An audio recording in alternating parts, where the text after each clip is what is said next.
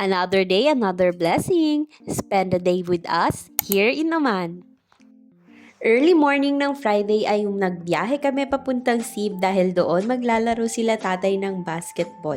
Sakto naman na park nga yun at may nearby beach kaya maganda sanang makasama kami ni EJ. At dahil beach nga yun, hindi talaga aatrasan ng ating bebe EJ at gumising nga talaga siya ng maaga para makasama kami. Abay manang-mana din talaga kasi kapag galaan, nako ready tong bata. Mga 30 minutes away nga to sa aming tinitirhan sa Gubra kaya nung nakarating kami ay nakataas na rin ng araw. At dahil may kasalukuyan pang naglalaro nung dumating kami ay nag-decide kami na pumunta muna sa tabing dagat para tingnan naman kung anong itsura nga doon dahil first time namin ni EJ magpunta. Medyo delikado nga lang kasi beside roadside nga ito. So ingat na ingat kami kasi baka biglang tumakbo din si EJ sa roadside. At nang wala na nga masyadong gagawin doon sa beachside ay nag-decide na rin kaming bumalik sa park para naman makapaglaro na din kami ni EJ. While sila tatay ay waiting din sa chance nilang makapaglaro. Sadyang na-appreciate ko nga tong lugar na to dahil all-in-one na siya. May beachside, tapos meron pang park and then basketball court. Tapos pwede ka ring mag-picnic after everything. Sobrang luwag nga kaya si EJ nag-enjoy magtatatakbo. Yun nga lang wala ding masyadong tao so wala rin siyang masyadong nakalarong mga bata. Pero syempre, okay lang yan dahil to the rescue naman ng nanay kami ang magkalaro ngayong araw. At dahil nga sila tatay nandun sa basketball court, kami lang talaga yung nagbabanding dito sa playground.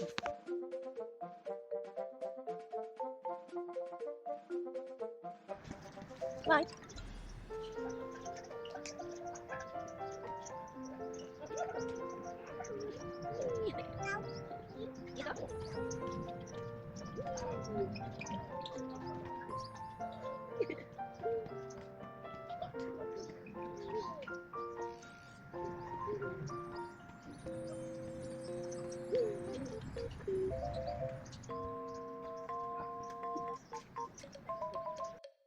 Grabe, napaka-brave talaga ng anak kong to kasi gustong-gusto niya mag-swing kahit mag-isa niya lang. Ayaw niya talaga nang hinahawakan ko siya. After mag-swing ay nag-bike na rin kami ni EJ papunta kina tatay para ma-check din kung nakapaglaro na ba sila kasi mukhang maliligwak sila ngayong araw. Pero hindi talaga sila pinapabayaan ng Diyos at nakapaglaro pa din nga. So far, goals achieve ang Friday morning activities namin at hindi lang yan, nakadaan pa kami sa isang fish market kung saan makakabili kami ng mga murang isda. And so far, malinis at malamig dito dahil air condition tong fish market na to.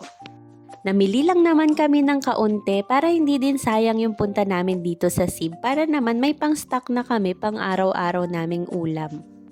Sinulit na nga namin at tinodo-todo. Ganun ata talaga kapag trentahin na hindi ka pwedeng lumabas na walang kasamang errands.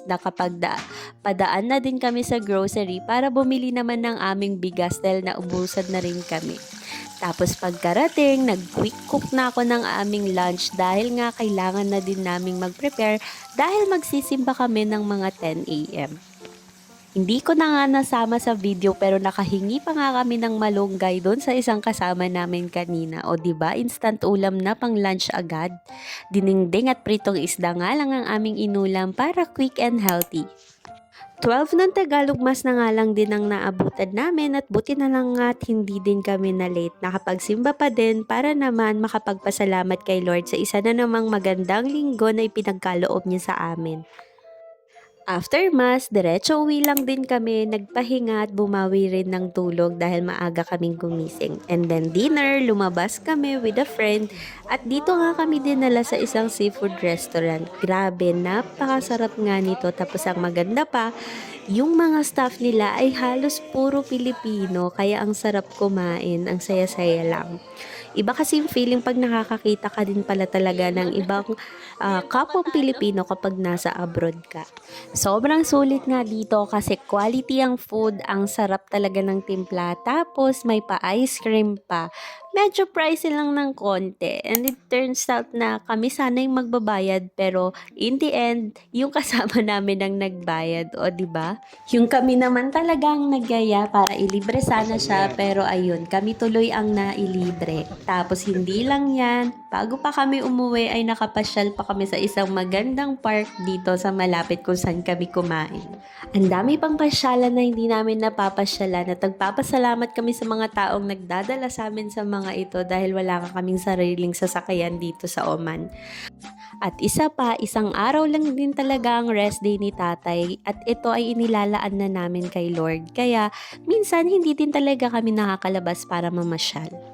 Kaya nga, ang isang buong araw ng Friday namin ay talaga namang sulit na sulit kapag lumabas kami. Kailangan magawa na namin lahat ng errands at the same time ay may bonding na din kami. Totoo pala yung mga sinasabi ng mga OFW na ang araw ng pahinga ay hindi talaga pahinga kundi mas nakakapagod pang ang araw kung talagang lalabas ka at susulitin mo ang araw ng iyong pahinga. Tapos sasamahan mo pa syempre ng paglalaban ng mga gamit mo at pagbili ng mga kailangan mo para sa buong linggo.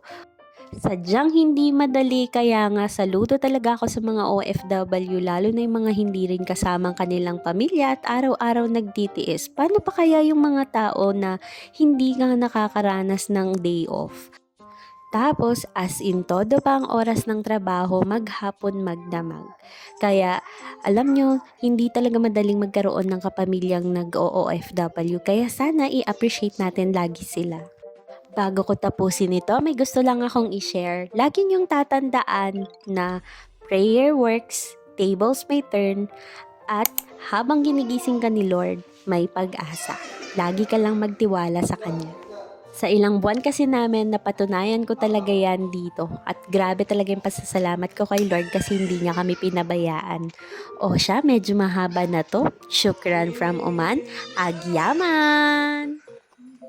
First vlog ko pala ito sa YT. Sana ma-appreciate nyo. Shushan, I love you.